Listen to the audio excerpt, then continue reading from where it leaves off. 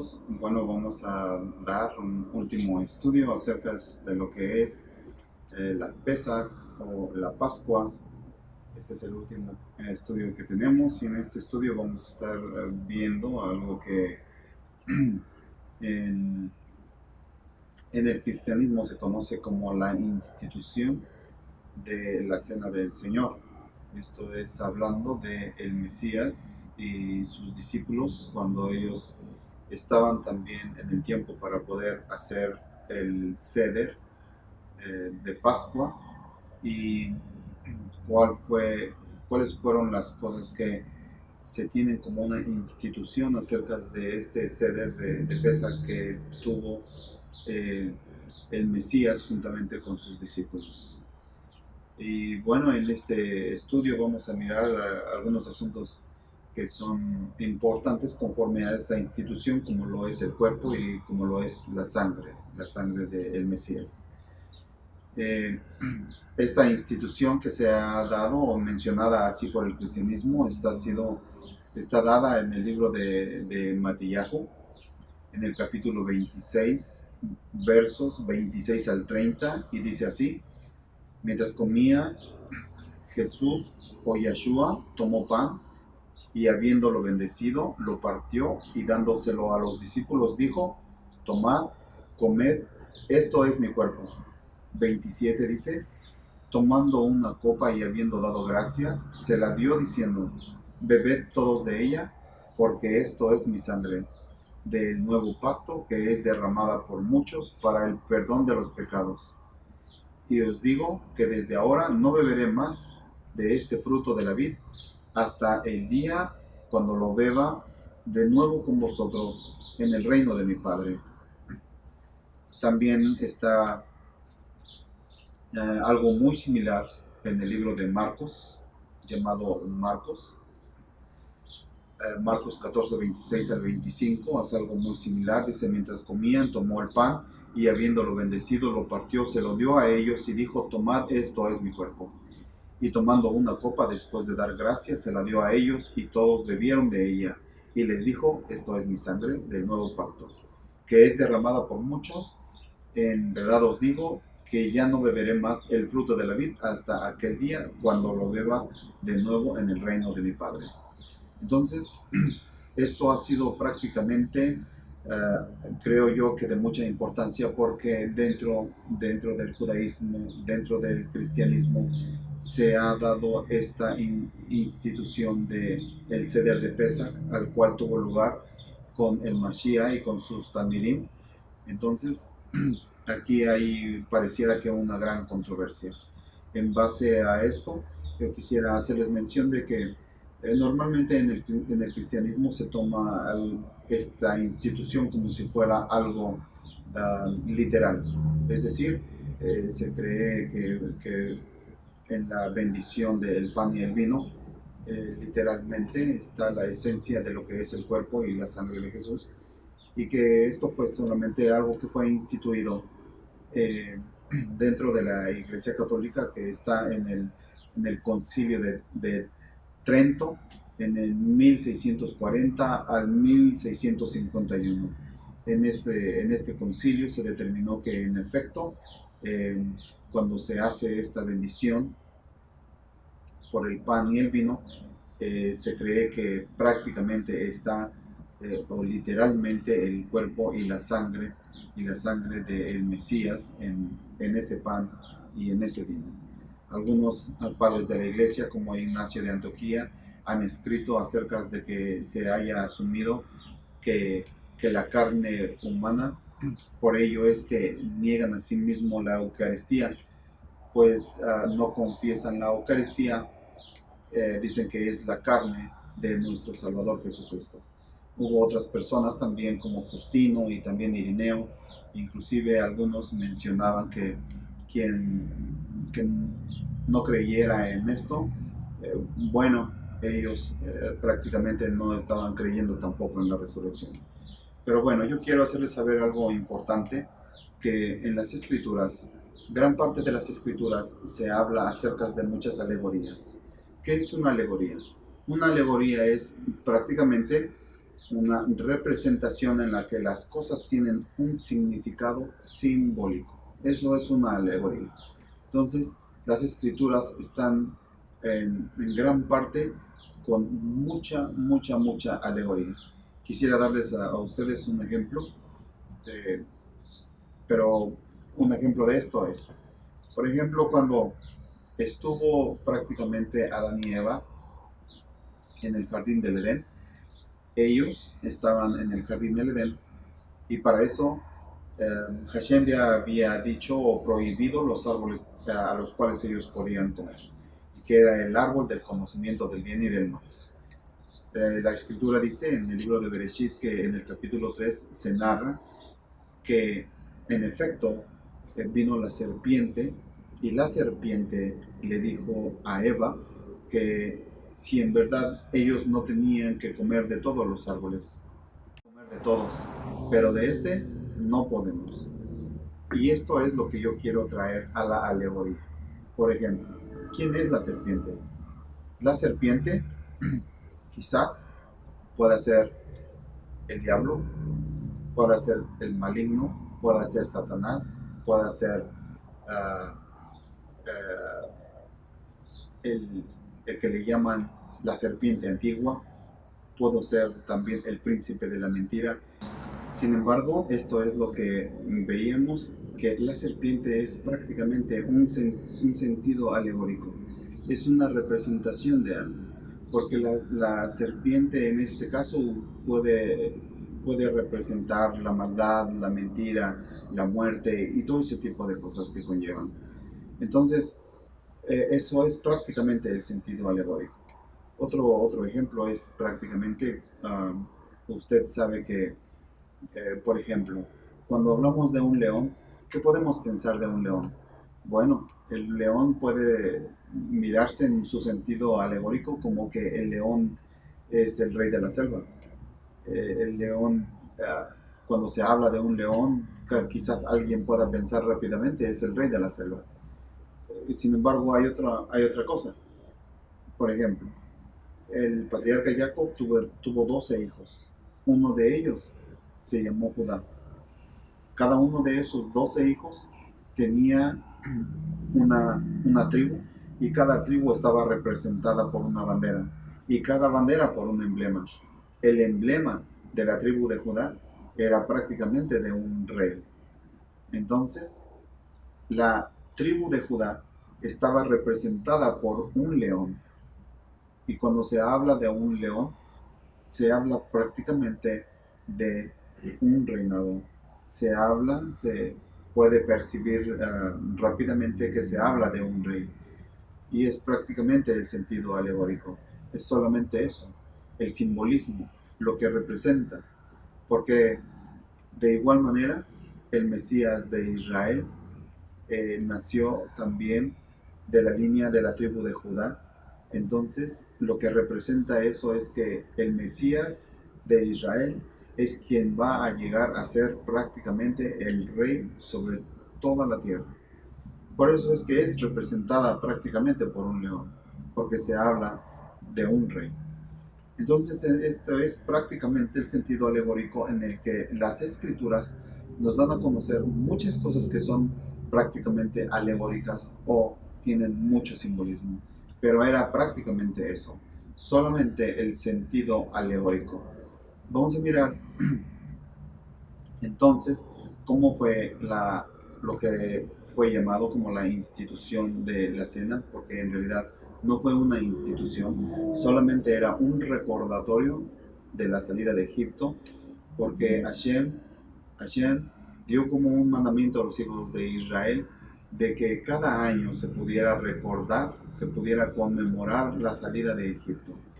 Y esto es prácticamente lo que estaba haciendo el Mesías, haciendo una mitzvah que era recordar la salida de Egipto, y esa mitzvah de recordar la salida de Egipto, también llamada Pesach o Pascua, era con panes sin levadura, también con vino, con hierbas amargas, y esa era la manera en que se podía hacer el seder o el ritual de esa fiesta.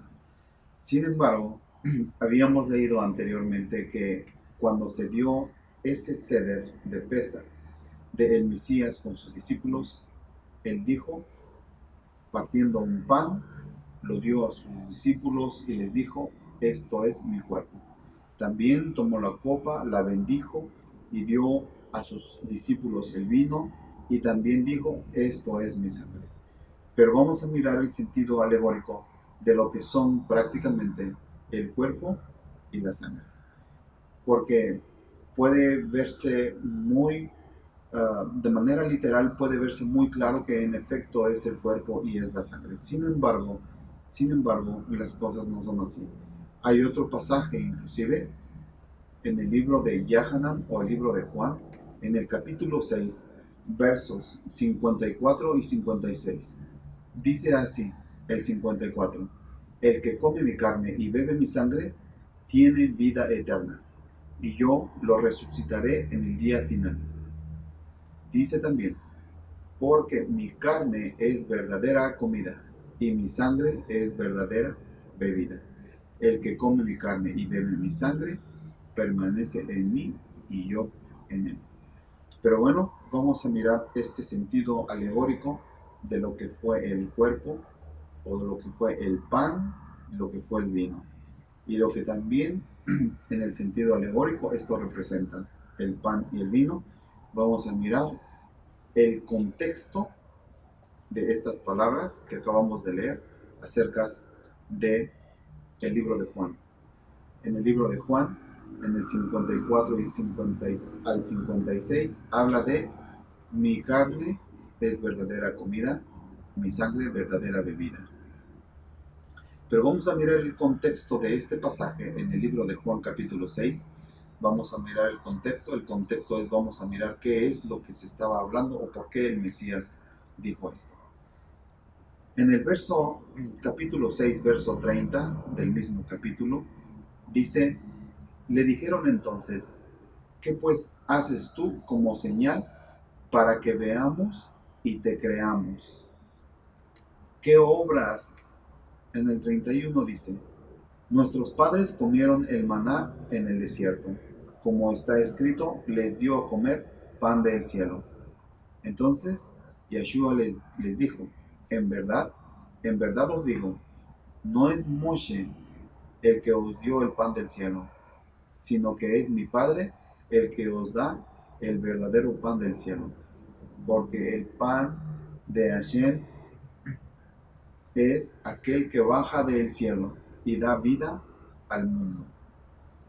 Y esto es un contexto, y para este contexto necesitamos mirar otras cosas desde lo que sucedió en el pueblo de Israel en el desierto. Porque aquí mencionaron quienes querían entrar en algo para con el Mesías, y ellos decían, danos una señal, así como Moshe nos dio una señal y dio el maná. Mashiach les dijo, no fue Moshe el que dio el pan, fue Hashem mismo. Entonces, vamos a mirar este contexto. Hablamos que el Mesías partió el pan y lo dio a sus discípulos. Y también el contexto habla acerca del maná, que también era pan que bajó del cielo. En el judaísmo se cree, los sabios de Israel enseñan que Israel comió dos panes. Uno era el maná y el otro era panes sin levadura. En el hebreo es matzot, panes sin levadura. Entonces, estos dos panes comió el pueblo de Israel. El primero fue el maná y el otro también se habla de matzot, o sea, panes sin levadura. ¿Qué es el maná? El maná fue el pan que comió el pueblo en el desierto. ¿Y qué era ese pan? Bueno, este pan era, dicen los sabios de Israel, era como una semilla de cilantro, era algo que venía del cielo Hashem daba al pueblo de Israel todas las mañanas y le llegaba así como un rocío. Entonces el pueblo salía a recoger cada mañana este pan. Y este pan era realmente especial. Pues también, si una persona se imaginaba al comer ese pan que estaba comiendo alguna fruta, quizás una naranja, ese maná le sabía a naranja. Si alguna persona se imaginaba quizás uvas, el maná le sabía a uvas. Eso era lo especial y lo más particular de este maná que venía del cielo. Todo lo que se imaginaban comer, lo que cada persona se imaginaba comer, eso es lo que le sabía el maná. Entre otras cosas, el maná se llamó también pan del cielo, se llamó también comida de ángeles. También este pan o este maná, cuando lo comían, nadie defecaba. Todo lo que comían era prácticamente lo que necesitaba su cuerpo. Minerales, proteínas, sodio, calcio, aminoácidos, absolutamente todo lo nutrían. Este maná que ellos comían, nadie defecaba. Nadie iba a hacer sus necesidades, porque todo lo que comían, todo, absolutamente todo lo absorbían. Los sabios de Israel dicen que uno de los grandes milagros de este pueblo fue precisamente que ellos pudieran estar comiendo el maná. Y este pueblo de Israel, estando en el desierto, no tenía ninguna necesidad de ir a quizás trabajos, quizás obligaciones, quizás algo a lo que en nuestros días pudiéramos tener nosotros como una responsabilidad, el trabajo, quizás los hijos, quizás otro tipo de cosas en las cuales se tengan responsabilidades como padres o como seres humanos para el sustento. El pueblo de Israel no tenía ningún tipo de necesidad de eso. El pueblo de Israel estaba siendo alimentado por Hashem en el desierto y no tenían ninguna obligación. Lo único que tenían que hacer era estudiar la Torá, estudiar en el desierto todos los mandamientos o los misbot que Hashem había dado a Moshe en el monte Sinaí. Moshe lo enseñaba al pueblo de Israel en el desierto. Y algo que es muy importante, a esa generación del desierto se le llamó también la generación del conocimiento, porque solamente se dedicaban a eso. La única obligación que tenía el pueblo de Israel era solamente estudiar la Torá, estudiar con Moshe, estudiar los misbot y todo lo que se deriva acerca de los misbot.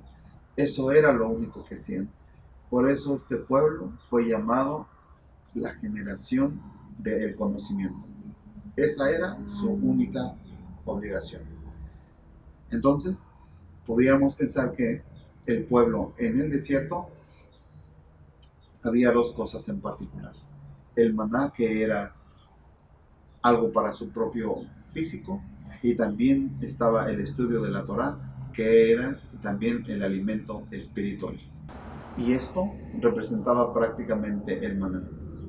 El maná era el alimento que se estaba dando en el desierto y ese alimento representaba prácticamente el alimento espiritual que Moshe estaba dando al pueblo de Israel en el desierto. Eso fue prácticamente lo que se representaba acerca del maná. Por eso también la expresión que dio el Mashiach cuando dijo: Moshe nos dio a comer pan del cielo. ¿Se imaginan todo lo que implicaba el maná, el pan del cielo? Entonces, también a eso Mashiach dijo: en verdad os digo, no es Moshe el que os da el pan del cielo, sino mi Padre, el que da el verdadero pan del cielo. También dijo: yo soy el pan de vida. Vuestros padres comieron el maná en el desierto y murieron. Este es el pan que desciende del cielo, para que el que coma de él no muera. Entonces, el contexto, el contexto de el pan es prácticamente el maná y los matzot, o panes sin levadura. Y esto es prácticamente lo que tenía que ver con el maná que comía el pueblo en el desierto. Esto era lo que representaba prácticamente el maná. Eso fue uno de los panes que comió el pueblo de Israel. Y el otro fue pan sin levadura, también llamados matzot. Estos panes sin levadura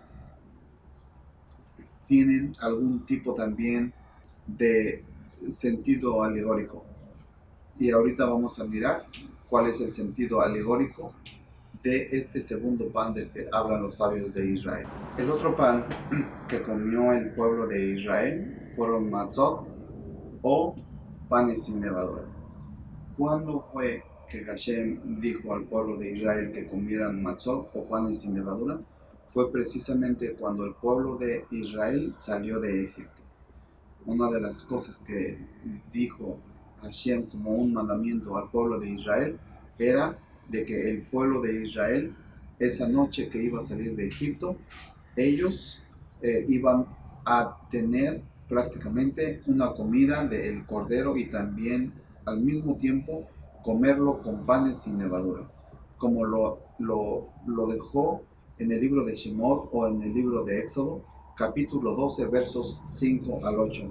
Dice, el, el cordero será un macho sin defecto de 1 año, lo apartaréis de entre las ovejas, de entre las cabras, y lo guardaréis hasta el día 14 del mismo mes. Entonces toda la asamblea de la congregación de Israel lo matará al anochecer, y tomarán su parte de la sangre y la pondrán en los postes y el dintel de las casas, donde lo coman, y comerán carne esa misma noche asada al fuego, y comerán con panes sin levadura y con hierbas amargas. Entonces Hashem dijo al pueblo de Israel que ese día de Pesaj el pueblo de Israel iba a comer un cordero con panes sin levadura y hierbas amargas. Esto fue la orden que dio Hashem al pueblo de Israel por medio de Moshe. De ahí que cuando se habla acerca de el pan sin levaduras, que este es por 7 días, y el primer día se inicia principalmente cuando es fiesta de Pascua o de Pesaj. Este es, como había mencionado también, un pan, y vamos a mirar ahora el sentido alegórico de lo que es prácticamente este pan. Entonces, cuando hablamos principalmente de este pan, los sabios de Israel han considerado, han mirado que este pan tiene varios nombres. Por ejemplo, es llamado el pan de la aflicción, es llamado también el pan del hombre pobre, el pan comido por esclavos, también es el pan de la liberación y de la libertad. Y esto es una forma a lo que le llaman a los matzot o al pan sin levadura, de la manera como le llaman en el judaísmo tradicional a lo que es los matzot o panes sin levadura. Sin embargo, el Mesías de Israel dio también otro sentido alegórico precisamente a este pan o al pan que es sin levadura. Por ejemplo, en el libro de Matillahu 16, del 6 al 12, dice así: los discípulos al pasar al otro lado se habían olvidado de tomar panes, y Yeshua les dijo: estad atentos y guardaos de la levadura de los fariseos y de los saduceos. Ellos discutían entre sí diciendo: lo dice porque no tomamos panes. Pero Yeshua, desde dándose cuenta, dijo: hombres de poca fe, ¿por qué discutís entre vosotros que no teníais pan? ¿Todavía no entendéis ni recordáis los 5 panes para los 5,000, y cuántas cestas recogisteis? Ni los 7 panes para los 4,000, y cuántas canastas recogisteis. ¿Cómo es que no entendéis que no os hablé de los panes? Pero guardaos de la levadura de los fariseos y saduceos. Entonces entendieron que no les había dicho que se guardaran de la levadura de los panes, sino de la enseñanza de los fariseos y de los saduceos. Que cuando hablamos de panes sin levadura, posiblemente los que han hecho pan, principalmente las mujeres que en cada Shabbat son las que hacen la jala, que hacen el pan, podrán comprender con facilidad este asunto de la levadura. Pero cuando se bate la masa, una vez que se bate la masa, le echan levadura. La levadura después la mezclan con la masa, y cuando la mezclan, el pan lo dejan reposar.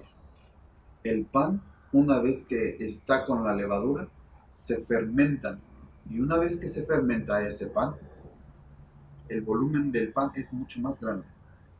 Se incrementa el volumen del pan. Pero cuando no tiene levadura, el pan no se corrompe.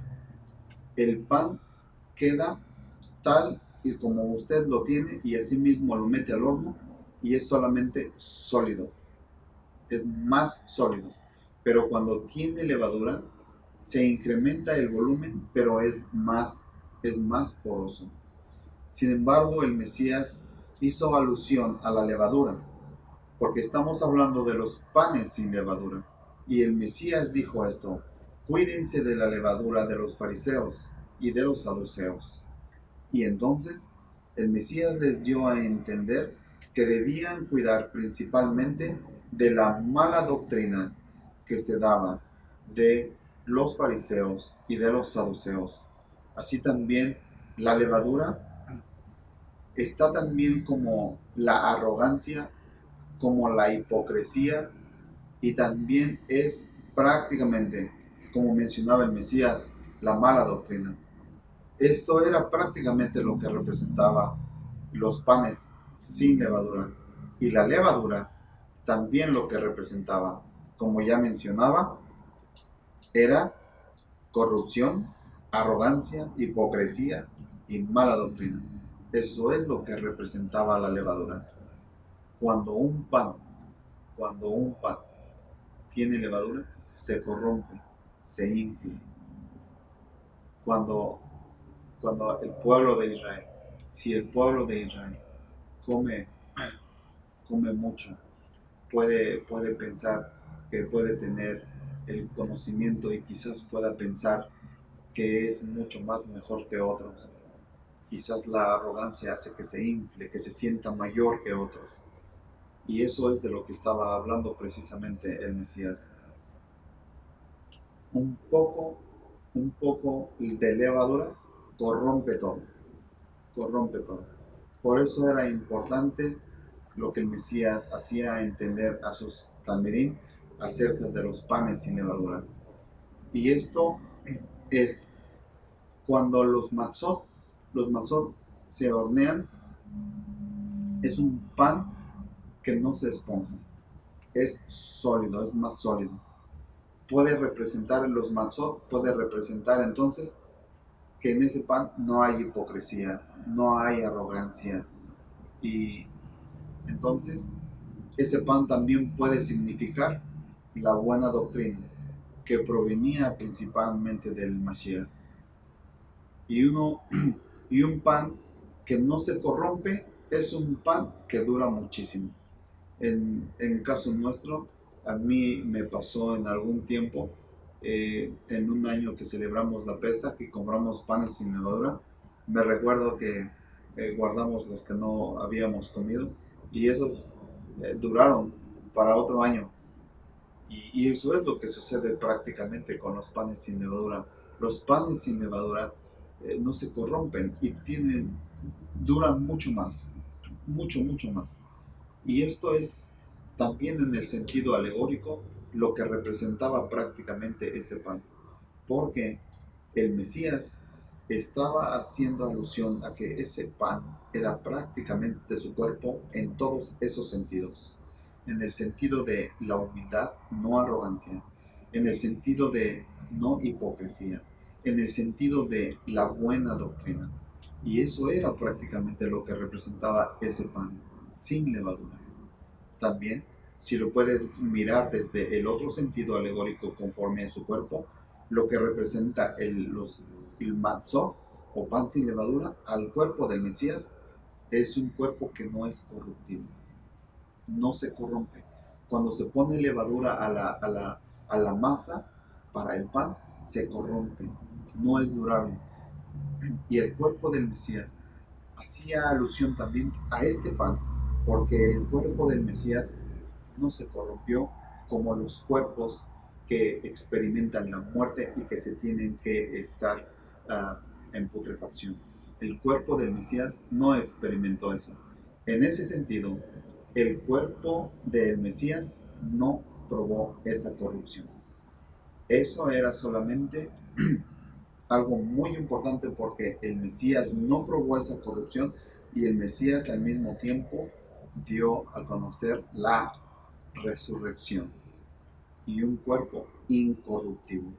Desde ese sentido estamos hablando de lo que es prácticamente los panes sin levadura, que representa prácticamente a su cuerpo y, como ya mencionaba, la mejor doctrina, humildad, no hipocresía, no arrogancia.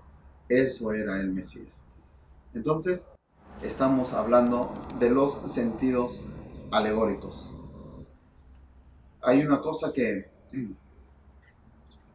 inclusive el mismo Mesías dio a entender a sus talmidim.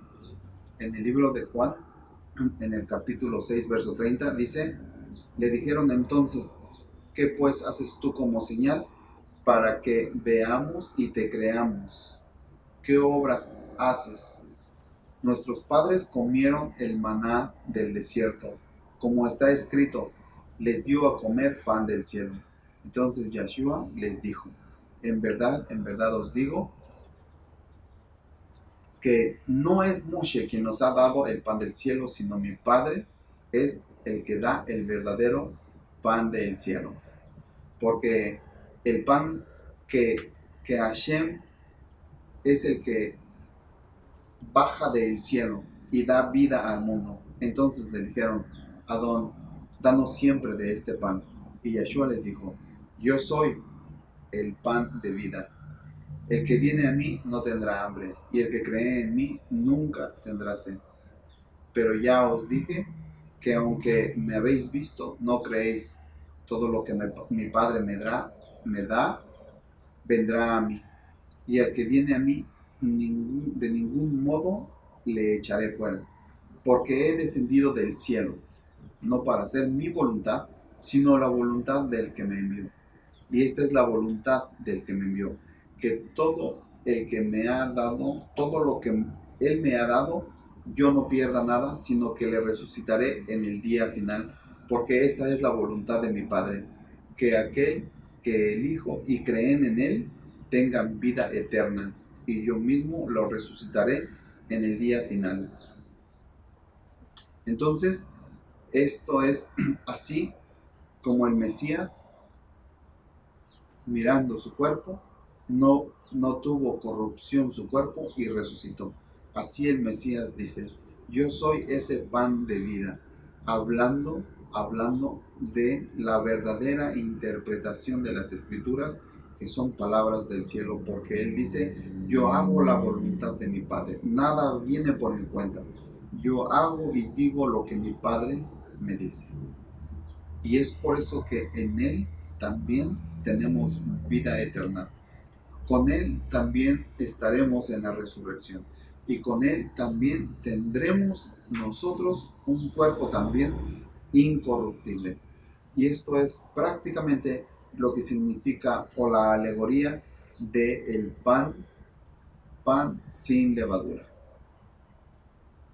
Entonces, los panes sin levadura o matzot representan un cuerpo no corruptible, una doctrina sana, una comida que viene del cielo que da vida eterna, un pan que no se esponja, es decir, no hay hipocresía ni arrogancia. Y todo eso era el Mashiach. Y vamos a mirar ahora el vino. ¿Cuál es la alegoría del vino? Espero que no nos confundamos, porque quizás con estas cosas que les voy a decir, podamos tender un poco a eso, pero espero que logremos el sentido. Para empezar,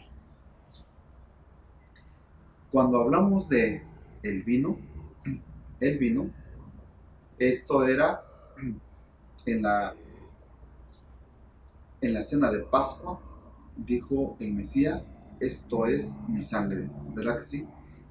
Dijo, el vino es mi sangre, tomad y bebed de ella. Pero en el sentido alegórico, vamos a mirar otra cosa muy, muy diferente. Por ejemplo, se dice que donde hay sangre, hay vida.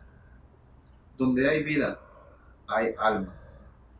Por ejemplo, en el libro de Devarim, o libro de Deuteronomio, en el capítulo 12, verso 23 dice, solo cuídate de no comer la sangre, porque en la sangre está la vida, y no comerás la vida con la carne. ¿Podemos entender este sentido? En la sangre está la vida, y si hay vida, hay un alma. La Torah, la Torah, para los que conocen lo que es el rollo de la Torah, es prácticamente un rollo que tiene dos maderas donde se puede buscar, ¿verdad? En la parashá o el leer, estar moviendo las maderas. Esas maderas se llaman Eretz Chaim o árboles de vida, porque la Torah es un árbol de vida.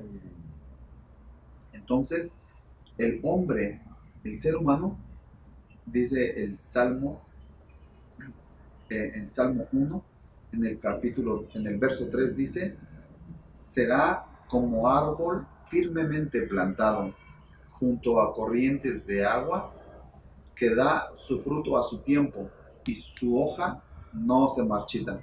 En todo el tiempo lo que hace prospera. Entonces, cuando hablamos de sangre, estamos hablando de vida, y si hablamos de vida, estamos también hablando de alma, a lo cual inclusive el vino representa también una alusión a la sabiduría, la sabiduría. Entonces, vamos a mirar en qué sentido dijo el Mesías, hablando del vino, dijo, esto es mi sangre. Quisiera darles a conocer que dentro del judaísmo, en la época del segundo templo, los rabinos, los sabios de Israel, estudiaban la Torá. Y cuando estudiaban la Torá, ellos se juntaban, y cuando alguien había leído algo de la Torá y traía su interpretación, juntamente con los demás rabinos, una vez que alguien daba su interpretación y los demás rabinos estaban de acuerdo en que era algo muy bien interpretado, había una expresión de los rabinos, y era esta. Esta era la expresión de los rabinos. En base a una buena interpretación de la Torá o de las Escrituras, has llegado al alma de la Torá. Si alguien daba una mala interpretación, decían, has errado la Torá. Pero pensemos en la expresión primera. Cuando alguien daba una buena interpretación, decían, has llegado al alma de la Torá. Y llegar al alma de la Torá es llegar a la sangre de la Torá. Es llegar al vino, es llegar a la sabiduría. Y cuando el Mesías estaba diciendo del vino, esta es mi sangre, él estaba diciendo, esta es mi interpretación. Esta es la interpretación que ha llegado al alma de la Torá. esta es la sangre, cómanla. Esta es la sangre, bébanla. Y esto es básicamente la interpretación del Mesías, llegando al corazón, al alma, a la vida de la Torá. Cuando el Mesías ofrecía esa copa a sus talmidim, les estaba diciendo, esta es la mejor interpretación de la Torá. Es lo mejor de la interpretación. Esto es la sabiduría. Recíbanla, que esta es la vida. Por eso es que el Mesías dio a sus talmidim el vino y dijo, esta es mi sangre. Si usted puede cambiar, esta es mi sangre, en vez de sangre pueda poner, esto es mi sabiduría. Entonces va a tener otro sentido.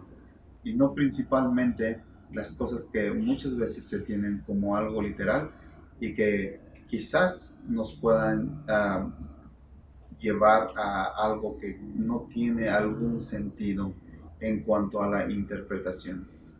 Creo que cuando tenemos alguna interpretación de lo que son las escrituras y están basadas en la cultura y las tradiciones que tienen que ver principalmente con el pueblo de Israel, vamos a hallar más sentido a la interpretación de las escrituras. Pero cuando no tenemos conocimiento de la cultura ni tradiciones del pueblo de Israel, podemos errar en cuanto a las escrituras y en cuanto a la interpretación.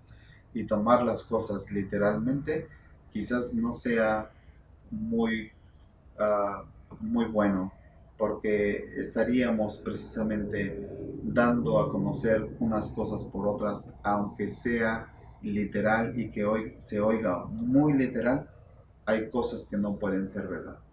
Así que esto es prácticamente el Seder del Mashiach con sus talmidim. Esta es la institución del Seder del Mashiach, de los panes sin levadura y del vino. No era un pan grande, voluminoso, que a veces se pueden mirar en fotografías. No era eso. Era un pan sin levadura. Y cuando fue el Mesías instituyendo eso, quiso también dar a conocer otras cosas. No solamente hablar de pan, no hablar de el cuerpo como si fuera algo literal. Para mí no tiene sentido pensar esto como si fuera algo literal, cuando en realidad es imposible tener o pensar que uno puede estar comiendo el cuerpo literalmente de lo que fue en algún tiempo el Mesías, cuando no se puede dar. No, realmente no le encuentro el sentido a poder comer literalmente el cuerpo del Mesías. Bueno, saludos a todos, espero que les haya ayudado en su conocimiento a ustedes. Espero que esta próxima festividad de Pesaj tengamos todos una buena alegría, el sentido del Pesaj, la conmemoración de la salida de Egipto, la conmemoración también del Mesías, porque el Mesías dijo, hagan esto en conmemoración mía.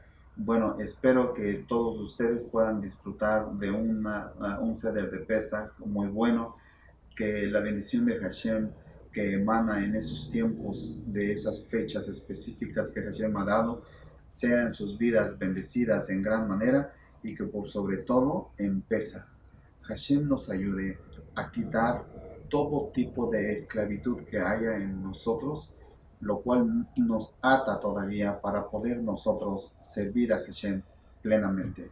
Shalom, shalom a todos. Muchas gracias por su atención.